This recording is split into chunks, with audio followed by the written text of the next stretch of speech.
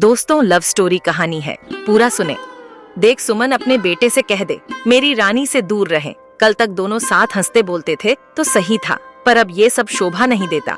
तू समझ रही है ना? अब लोग मेरी रानी पर उंगली उठाने लगे हैं, कह रहे हैं देखो इसको अभी ऐसा हादसा हुआ और ये आशिक के साथ गुल खिला रही है। मैं नहीं चाहती मेरी रानी के लिए कोई भी ऐसी बात कर बखेड़ा खड़ा करे। रेवती अपनी सखी से बाहर बरामदे में खड़ी होकर कह रही थी। वहीं सुमन चुपचाप उसकी बात सुन अपने बेटे को मन ही मन कोसे जा रही थी। ऑफिस से जब उसका बेटा नयन घर आया, सुमन ने कहना शुरू कर दिया, तुम्हें जरा सी भी शर्म नहीं आती? रानी से अभी भी पहले की तरह ही बात करते लोग तरह तरह की बातें बना रहे हैं।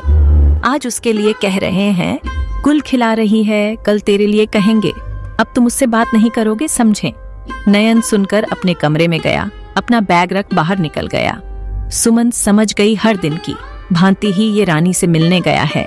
नमस्ते आंटी। सामने रेवती को देखते उसने हाथ जोड़कर अभिवादन किया। फिर आ गए तुम? रानी घर पर नहीं है, कहते हुए नयन के मुंह पर ही रेवती दरवाजा बंद करने को हुई। हाथ बीच में रखते हुए नयन ने कहा, मुझे आज आपसे और अंकल से कुछ जरूरी बात करनी है। तभी रानी के पिता पीछे से आए और बोले, क्या कहना चाहते हो? जानते ही हो हम अभी कितने परेशान हैं और ऊपर से तुम रानी से हर दिन मिलने चले आते हो। मेरी बेटी को बख्श दो। अंकल, माना रानी की शादी तय हो गई थी, बारात भी आने वाली थी, पर उसके पहले ही लड़के की दुर्घटना में मृत्यु हो गई, तो इसमें रानी की क्या गलती?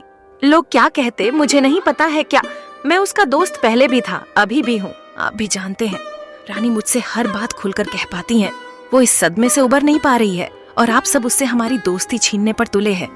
लोग क्या कहते हैं ये ज्यादा जरूरी हो गया है, या फिर उसको थोड़ी राहत मिले वो ज्यादा जरूरी।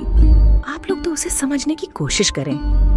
नयन कह रहा था, तभी उसे सिसकियों की आवाज सुनाई दी। वो भागकर रानी के कमरे में गया। रानी उसे देखते ही बोली, मुझे कुछ समझ नहीं आता।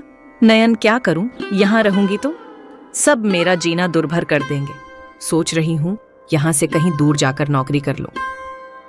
हाँ रानी, तुम्हें आगे बढ़ना होगा। जो हो गया वो नियति थी जिसे कोई रोक नहीं सकता था, पर जो लोग तुम्हारे बारे में कह रहे हैं उसे तो रोक सकती हो।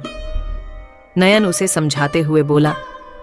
रानी के माता पिता समझ गए कि बेटी अंदर ही अंदर घुट रही है, जो हमसे भी नहीं कह पाती अपने दोस्त से कह देती हैं। कुछ समय बाद रानी बाहर जॉब करने निकल गई और लोगों ने बात बनाना भी बंद कर दिया, क्योंकि अब रानी के घर जाता हुआ नयन जो नहीं दिखता था।